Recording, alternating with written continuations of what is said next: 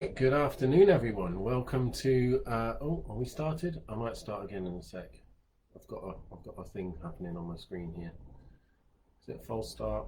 You can never tell. I think we're live now. Good afternoon. Welcome to episode 6 of our Holocaust Film Club, brought to you by the Holocaust Educational Trust. My name is Ben Fuller. I'm an education officer at the trust here, and it's a pleasure to see you all again this afternoon. I hope we've got some newbies as well as regular followers. So just to do the usual recap, who we are and what we do. The Holocaust Educational Trust is a charity based in London, England, and we work to encourage Holocaust engagement and education wherever we can in schools, universities and communities right across the United Kingdom. It's a real pleasure to be speaking to you this afternoon, and good to have you with us. And this afternoon we're going to talk about the film Jojo Rabbit. A very recent film, actually. It only came out just around Christmas time here in the UK. Written and directed by the New Zealand Maori Jewish writer, director, actor Taika Waititi, about a young boy called Johannes, who very early in the film becomes known as Jojo, who describes himself as a very good Nazi and wants to be the best Nazi he can be. So instantly, we're probably waving some warning flags and asking some questions about what this film is all about. But as the film progresses, we learn that this young German lad who has I didn't mention his imaginary friend. It's quite an important part of the story. So he has an imaginary friend, does this 10-year-old German boy, called Adolf Hitler, who is played by the director and writer Taika Waititi. This is clearly an interesting start to the film, in the very first scene, to meet this boy talking to his imaginary friend, who is supposedly Adolf Hitler. It's worth saying here that Waititi himself said that he did no research. He wasn't attempting to represent Hitler as such. He was attempting to represent a 10-year-old boy's imagination version of Hitler, which is somewhat of a different thing. So as the film progresses, and as I'm sure you've all seen, our Adolf Hitler character is something of a kind of a buffoon, I think would probably be an appropriate word, and endlessly comes up with bad ideas and doesn't really understand what's going on. But the idea of the character is that, well, what would a 10-year-old think about a Hitler? What language would a 10-year-old put in the mouth of the Führer? So that's our main two characters. But as the story develops, we see Jojo trying to do the best job he can of being a good Nazi. He has a mother who doesn't seem very interested in that, and we learn that she's actually working as a part of a resistance movement against the Nazis. The film is set late on in the war. It doesn't really give us specific dates, but we do get to the end of the film where it's referenced that Hitler has killed himself, so we know it's right towards the end of the Second World War. And as the film progresses again, Jojo discovers that in the eaves, or in the attic of his house, his mother is hiding a young Jewish girl called Elsa. So here we have our 3/4 main characters. We've got Jojo and his imaginary friend, we've got his mother Rosie, and the Jew hiding in the attic, Elsa. And this is a film that was a 12A certificate. It's a comedy, it's a satire, and for all of those reasons it's generated a fair amount of controversy, and it's generated a lot of comments from you guys as well. So I'm going to start off today, if that's okay with you, by just going through some of the comments that we've had from people on Twitter and Facebook, and see where that leads us in terms of the themes that we can discuss. I've been racking my brains to try and work out how we're going to fit everything into half an hour today, because there's so many points that this raises. So yeah, I'll kick off with some comments, and then we'll develop the discussion from there. Do please feel free to add your own comments and questions as you watch. We always appreciate that. So please get involved. We like it to be as interactive as we can. So History Miss West said, our GCSE students loved it, as did I. I was just disappointed the cinema was virtually empty when I went to see it. Yeah, that's a shame, isn't it? Although it is nice to have a cinema to yourself. Ruth McCormick, former student of mine, lovely to see you, Ruth, says, I think Jojo Rabbit opens up the interesting debate of whether it's enough to criticise Nazi ideology by ridiculing and dismantling it, or whether it's more beneficial to unpack in greater detail to better understand and dismantle the lies told. Looking forward to the discussion, she says. And Ruth, I think that's what we're here for now, to dismantle and unpack some of those kind of ridicule comments that come across in a film, and find out what the value of those are, and whether or not we believe that it is a valuable way to challenge extremism through comedy and through kind of ridicule and mockery. Kate Mace says, interested on thoughts on this one, watched it last weekend, not sure how I feel about it. I've certainly had a conversation with a few people who felt like that. Back in, when was it? November time, I think. A few of us from the Trust went down to a screening, and there was a sense of, how do we feel about this film as we came out? I think a lot of us enjoyed the spectacle of it, but we wondered what the issues that it raised, and whether we felt it was dealt with sensitively. So we'll come to that shortly as well. Mr. McCordy says, I loved it. A very dark comedy with some really deep truths buried in there. So thank you for that comment. And Miss Jones says, also love the film, such a clever and refreshing way to undermine the ideology.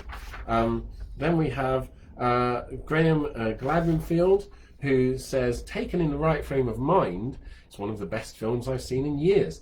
Interesting little kind of caveat at the start there. Taken in the right frame of mind. Utterly hilarious, engaging, and superbly directed.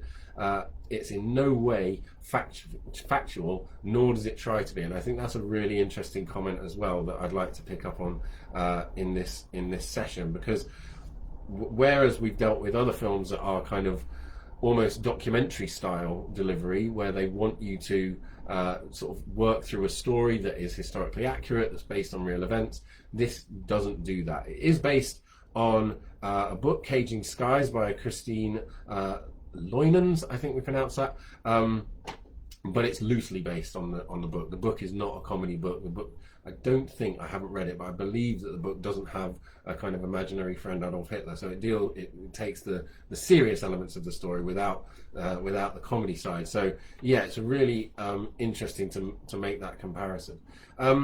Dave Wood says, a stunningly powerful film that skillfully used humour and poetry to portray a child's gradual realization of the truth of fascism and racism. And I think that is very much at the heart of what the film's trying to do.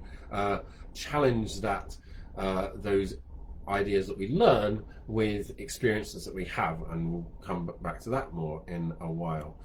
He also goes on to say that it reminds him of Art Spielman's book Mouse, which is a fantastic graphic novel if you want to do some further reading. Really kind of manageable and accessible book, that one, in its use of distancing the audience from the horror long enough to make the final realization of the scale of the atrocities palpable.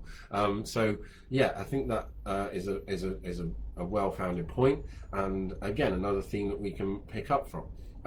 There was, on Facebook, if you want to have a look for yourself, there was a whole conversation that took place about how much comedy is an effective medium for challenging the ideas of the Nazis, so I'm going to let you read through that yourselves, so that I'm not just spending half an hour reading to you. But there was a couple of points I wanted to pick up on, and some questions. Amelia Dole says, it seems like the Holocaust is a convenient backdrop to play with issues of morality. And I feel like this is a conversation that's kind of come up before with some of the films that we've looked at, where directors, artists have used that scene, that setting, to put across a message that's a universal message. And I suppose we can ask the question, is that a fair thing to do? Is that a right thing to do? Is that disrespectful of the setting that we're in, the Holocaust, or is it a useful way of bringing the Holocaust into contemporary debates, debates that very much are raging even as we speak? So thank you for that comment. And I'm just going to pick up on, I think, one other one before I look at some other stuff with us. So this one comes from Annabelle, and it says, is the use of comedy in films set against the Holocaust or a Nazi setting a way to explore the nonsensical nature of the Holocaust? So thank you very much for that comment, Annabelle. I think it's a really important question. Is it a good setting to address these issues? And I think that there's some themes that have come along just through those various comments that we've had so far, and I'm going to try and pick up on them. Before I get into the debate fully, I just want to give you a couple of comments from some of the sort of, I don't know, the film reviewers whose job is to watch films and make comments and specifically kind of respond to these things. And I went around quite a lot of these because it really did seem to be a film that split opinion. A lot of people liked it, enjoyed it, found it funny, felt that there was a strong and positive message and that was useful. Meanwhile, there were other people who found it almost offensive and said that, you know, comedy, it was ill conceived. I'm not picking up so much on people's ideas of whether or not it's funny. I think that's the humour side of it is for the individual to decide, but whether or not it was an appropriate way to deliver that humour is something else. So I'm going to pick up on an article that I found entitled "How Does a Jewish Critic Feel About Jojo Rabbit?" And I just want to read a brief paragraph from that review, and I guess it sort of stuck out to me as it was entitled. A Jewish critic, someone who you know, identity is caught up with the Holocaust, and the Holocaust is a part of Jewish identity today. And this reviewer says, Jews have had to defend our existence, our beliefs in life and death situations. Waititi knows this. So instead of Elsa fighting to prove she deserves to be treated like a human being, she goes along with the joke. Because I think Waititi would agree, it is laughable. The fact that we, now or ever, blame a certain group of human beings for our woes and think they have horns is so ludicrous, it beggars belief. So from this perspective, it's saying, well, the Nazi belief is so ridiculous, then ridiculing it is almost the only way to aptly respond. And to take it too seriously is almost to give it credit that it doesn't deserve. Meanwhile, Keith Ulich wrote a review entitled "Jojo Rabbit is Taika Waititi's Marvel Presents Mein Kampf." I think we can guess where this one's going. It's a pretty strong title for their review. And again, just one final line to pick up on, where this reviewer says, Jojo discovers Elsa one day by chance, and the two begin an antagonistic, eventually heart and mind opening platonic courtship that's part Moonrise Kingdom, part The Boy in the Striped Pajamas, and all shamelessly offensive. So if you haven't seen Moonrise Kingdom and The Boy in the Striped Pajamas, we're coming on to The Boy in the Striped Pajamas next time, and I'll talk a bit more about that later. Moonrise Kingdom is a Wes Anderson film that has nothing to do with the Holocaust, although I would recommend it because I like Wes Anderson films. So there's some interesting stuff going on here, with some saying that this is the absolutely right way to respond to Nazi ideology, certainly for a younger audience, and others finding it really quite offensive that sort of toying with and mocking this stuff and not taking it seriously and not giving a more strongly worded, serious approach to dismantling these the ideas is just not the right way to do it. So I'm going to pick up on some of the themes, the comments that you guys and those guys have made, and try and just unpack some of what goes on in the film and some of how we could respond to it. And again, we are the Holocaust Educational Trust, so I want to give it that educational bent to consider how we might use this, or whether we should even use this in the classroom. And I guess I want to come back to the comment made earlier, that it doesn't try to be factual, and I found that quite refreshing, actually, watching it myself. Whereas perhaps other films that we've encountered, such as Life is Beautiful, which is a comedy, which sort of gives itself a bit of a fairy tale kind of vibe, does portray a story start to finish that could give us the impression that it had some reference to reality. This film really doesn't. I think that there's an absurdity to it, which highlights, for me anyway, that this isn't trying to document the past. It's not trying to represent specific things of history. It's trying to tell a tale, and it is using the setting. I should just mention, like I said before, Taika Waititi has heritage that is mixed race between Maori and Jewish, and so he talks about, I've seen interviews where he talks about hearing from his mother and his own experience of prejudice and discrimination against him based on his own background, and that's clearly coming through in the film and comes through in his attitudes.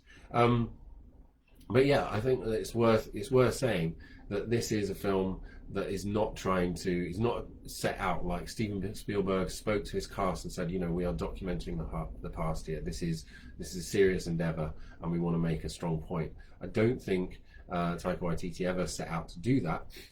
So therefore, maybe we need to take that into consideration as we decide what we make of the film itself. So it's not specifically trying to educate us about history, but it does raise a whole bunch of themes and issues that we as educationalists and you and anyone as a viewer can pick up on. And just to go right from the start, so we've had the opening scene where Jojo is talking to his imaginary friend Adolf Hitler and saying he wants to be the best Nazi and Heil Hitlering and all of those kinds of things, and then it enters at the sort of opening credits where we get the archive footage of from 1930s Germany of this Hitler mania, and very deliberately the music that we hear behind this is the Beatles singing the German version of hang on a sec, I'm going to get this wrong because I've been singing it in my head in German all day. I want to hold your hand. Thank you. So the image that is being created is this sense that Hitler is the superstar, and he's using the sort of Beatlemania music and thinking to develop that idea in us as we start to watch the film that Hitler was a superstar. Hitler was the big thing in his day, and that is who young kids would go screaming at when they saw him in person, on the radio, on the television, if they were near a television, anything like that. So that's a really interesting thing. It immediately challenges us to recognize the sheer popularity of Adolf Hitler, and that leads us into this idea of indoctrination, that Jojo has joined the Hitler Youth. He wouldn't have had a choice to join the Hitler Youth by this period of time. It was compulsory by the end of the 1930s, and he's going to this club. And it's interesting later on in the film that Elsa, in challenging Jojo, says, "You're not really a Nazi, you're just a 10-year-old boy who wants to be part of a club." And I suppose that's part of what the film is getting at, that the idea of the Hitler Youth and these fanatical children may be to do with their beliefs, but they're learned beliefs, and they've been learned through a propaganda mission aimed at children that went right into the heart of their schoolrooms. Every single lesson had ideological underpinning, and the fact that the Hitler Youth was in many ways a really fun club to be a part of. The exercise, the activities, everything that was involved in being in the Hitler Youth was arguably something that any young kid would want to do. Underneath all that, again, though, is that underpinning of ideology, and we see aspects of that in those first scenes where Jojo is on the Hitler Youth camp, struggling desperately to keep up, realizing that he hasn't really got the stomach for the activities that he's being asked to do, but desperately wanting to be a part of the club and to live up to the Führer's expectations. So when Elsa says later on in the film, "You're just a boy who wants to be in a club, you're not really a Nazi," what she, I think, is saying is this is fun for you, but you're not thinking about it. You're being indoctrinated. You're being delivered all of this stuff, and through the film, as he gets to know Elsa, he has that experience of someone, has a one-to-one relationship. He realizes the flaws of this ideology because he equally realizes the humanity of Elsa. And I want to pick up just quickly on Elsa's character, because I think one of the things where arguably the film does quite a good job is that Elsa isn't portrayed purely as a victim. And I think that one of the issues that we have, particularly in Holocaust education, and certainly if you go back to your schools one day and have a look in your Key Stage 3 textbooks, then often they seem to portray Jews as having no agency, as being purely identifiable by their victimhood. And yet Elsa, who is very clearly a victim, she's in hiding from the Nazis, at the same time has a whole wealth of personality traits. She's an incredibly strong-willed young woman. She's funny. She cares for Joe. She mocks him. She has agency, and she has a character, and all of these things are teaching Joe and reminding us she is just as human as anyone else. So when she says to him, I think it was a really good line, he asks her to draw a picture of a Jew for his book, and she draws a picture of him, and he's confused. That's not a picture of a Jew. Where's the Jew in this picture? And she says, the Jew is in your head. That's where they live. And I think that is, she's very cleverly mocking the idea of what a Jew is that the Nazis portray, and saying it's just an idea that's in your head. We're as human as you. We're nothing different. But I'm not going to, again, like one of the reviews and some of the comments have said, I'm not going to stand up and argue my right to exist as a human, because that's buying into your ideology. That's buying into what you're trying to say. Whereas by sort of mocking it, by saying, do you know what? I'll play your game. I'm gonna make fun of your ideas. She's kind of attempting to take a kind of a higher ground. Okay, I'm going to stop and take a pause for a minute while I just have a look at a couple of comments, because there's lots of things going on. So I'll read as I go, and I hope that they feed in really usefully. So Ashley Freeman says, Ian Kershaw's literature is brilliant because it shows the Hitler myth. He was loved, he was adored by a huge sector of the population. That shouldn't be difficult for people to comprehend. And I would encourage you, probably for older viewers rather than the youngest, have a look at Ian Kershaw's two-part biopic on Adolf Hitler. It is an absolute masterpiece, I would say, and really worth it teaches you enormous about where he came from, how he formed his beliefs, and how he enacted them in later life. Jess says, maybe we're meant to be uncomfortable watching it, so we consider the messages longer rather than getting up and walking away from the film and moving on to the next thing quickly. And I think that's a really good point from Jess there, that films like this are fundamentally, let's not forget, it's a Hollywood piece of work. It's a work of art. It's the director is not an educationalist. That's not what he's done it for. He's done it to produce something that he loves. There's plenty of non-Holocaust education related reasons why this film exists, but within it he is trying to tell a story, and I think there's a few themes, and for us to have that sense of discomfort is a good thing. Again, I think that it's human to respond to have a sense of something in the gut and the heart that says, am I okay with what I've just seen? I think that's a really important thing, and in that sense, if that's the reaction that you had, then good for you. And I think that says something positive about the film on the whole, because it's inviting you to think. And like I said at the start, it's not documenting a story, but it is raising challenging questions. And so for us as just humans watching it, to address those questions and to be left with food for thought, I think is a really good thing. And it's on us how we address those questions and what we do with it next. Andy says, I know it's slightly different, but when the BBC made Hello, Hello, it was made to ridicule the Nazi ideology. Strangely, the German people took to it and found it very funny.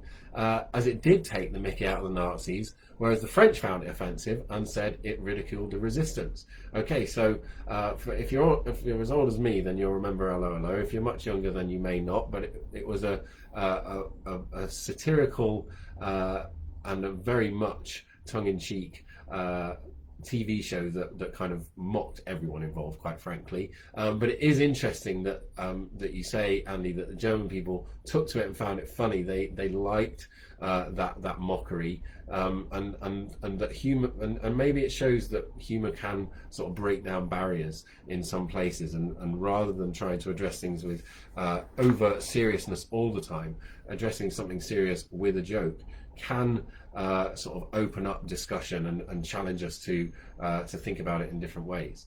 And Chloe Milton has chimed in and says, I noticed that although it doesn't try to be factual, there were a few elements which are truthful. For example, Amy Schumer's character having lots of babies for the Führer. The way it came across to me was that it was emphasizing the insanity of the National Socialist mindset. Absolutely, Chloe, it really was. I think that's 100% the objective, and you're right to say that whilst it wasn't based on a factual story, they were, all of the examples that were used in the kind of Hitler Youth camp, and lots of the things that were said, and very much Amy Schumer's character talking about delivering children for the Führer. It's unfortunately none of that is just make believe. That is all rooted in research and fact. And whilst it wasn't delivered in that sort of documentary way, yeah, there is some sort of factuality to it. And where I'm just going to pick up on another one quickly. Ruth, you don't have to call me sir anymore. Ben's okay. But Ruth says, hi sir, I've still not finished reading Hitler's Hubris from year 12, but would recommend it for more studious and committed readers. So thank you, Ruth. I would definitely second your opinion on that. Okay, another couple of things to address. I said it was going to be tricky to get through everything in half an hour, and it really is. Okay, there was one I wanted to find. I do think, oh yeah, that's just another sort of point about the role of comedy in looking at the past and challenging extremism. I do think that, like a few of you have said, and I personally would agree that a certain amount of mockery of extremism is okay. I think we have to be sensitive though, and I think this is where we can address the film. And the question isn't necessarily of whether it's funny, because like I say, that's for the individual to decide if they take something as being actually funny, but it's whether it's appropriate. And maybe the question that I would ask, for sort of, if I was an advisor on one of these films, I'd be wanting to know, well, if we're going to make jokes, who are the jokes aimed at? And in this film, it would appear that the jokes are almost exclusively aimed at the Nazis, where there isn't a mockery of Jewish suffering or anything to do with the Holocaust. And the idea is to bring down Nazism via humor. And I'm reminded of a quote from Mel Brooks, who's a very famous writer, director himself, and of Jewish heritage, who I can't remember the name of his very famous play, but it'll come to me if it does, and if it doesn't, look him up. But he spoke in many times and about this kind of a thing, about the need for humor in addressing this dark past of Jewish history, and how to handle the character of Hitler in such things. And he quite simply said, if you can reduce Hitler to something laughable, you win. And I think that again is something that the film is trying to do, and that the comedy in the film is directed at the honestly laughable ideas of Nazi ideology. I mean, it's not to say they're only laughable. The fact that they took such strong hold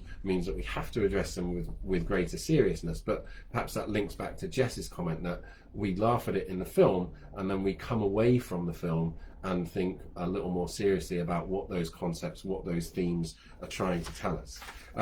Okay, I'm going to come to a couple more comments here. So here's one that is sort of education related. So thanks to Rachel Kinnear for your comment on Facebook. I'm not going to read the whole thing, but you say that it, Arguably, the film is in fact a great way to teach children about Nazi Germany and anti-Semitism, as it's done through a child's perspective and may help children understand it better than many of the heavier, darky movies that have been made. Do you agree?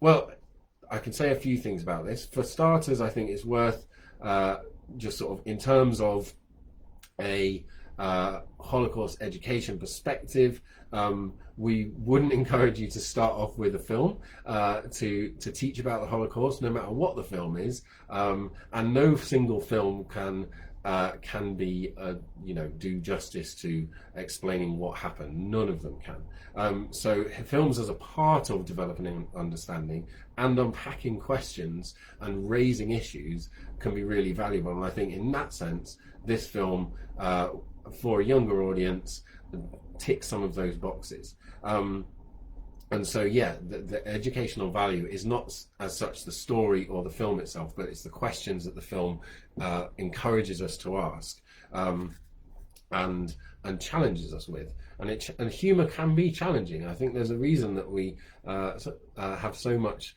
sort of political satire on the television, because it's a way of demonstrating our response without always going into the sort of depths of the detail, the challenging nature of stuff. I think sometimes comedy is a release. It's a way in. Ellie, thank you for piping in and reminding me that Mel Brooks' film and play is the producers. Another comment from Amelia is, one scene I thought was valuable was when the Jewish girl in hiding, Elsa, fabricates the story of the Jews to mock Jojo. It has agency of the Jewish character, and it's interesting and playful. I think humour has a place in film and Holocaust representation, but has to be sensitive. And I think I would agree with that comment, Amelia, myself, because yes, that scene is a really good example of the Jewish character not just being a victim, not just being something that a person that things happen to, but a person that engages with and kind of is part, really drives Jojo's journey of realization. And I guess since we're just running over time, I'm going to come back to one final comment, which is that I think that this film is a film that is about humanization, and I think it's through the humanization that Jojo humanizes the Jews through Elsa and realizes the folly of everything that he's been taught. I think there's a real challenge because much like The Book Thief, the film we looked at last time, this is a film that humanizes Germans, and particularly German children. I realise I haven't even mentioned Captain Klenzendorf, played by Sam Rockwell, who is another sort of key German character who is humanized to an extent, although he's very much a caricature type person, and really we could spend half an hour just on his character. I think we haven't mentioned Jojo's mother and her role in the film, but I do think that there's something to be said about the value of humanizing all involved and addressing the fact that a young child, Jojo, is someone who it's worth us spending that time on and resisting the urge to automatically condemn, certainly at the age of 10. That's not to say that the beliefs in many 10-year-old German boys weren't ingrained, but it also proves that through experience, through getting to know people, through developing understanding of the other, barriers can be broken down. And I guess if ever there was a message that we need to know right now, it's that understanding one another is a way to break down barriers in society. I'm going to halt the debate and the conversation around this film there, purely because we're running more over time than I think we ever have done before. I wish that we had more chance to discuss more of the issues that the film raises. I'm really grateful to all of the comments that have come in and have generated so much discussion. Next time, in 2 weeks, we're going to look at probably one of the most viewed or read film/books on the Holocaust that exists, certainly in British schools, and that's The Boy in the Striped Pyjamas. This is another film that generates an awful lot of comments and thoughts and criticisms, and whether or not we should even call it a Holocaust film is up for debate, and we'll be discussing that in 2 weeks' time. I would really encourage you to have a watch as soon as you can, share your thoughts, share your comments, share your questions, and also, I'm going to put a special shout out to teachers for this one. If you've got teacher friends that you can encourage to come along and watch this, it's something that's in pretty much every school in the country, and it's very divisive and it's very problematic. So really worth for the teacher community as well as anyone else coming along board with us. Have a watch of The Boy in the Striped Pajamas, and we'll discuss that in a couple of weeks.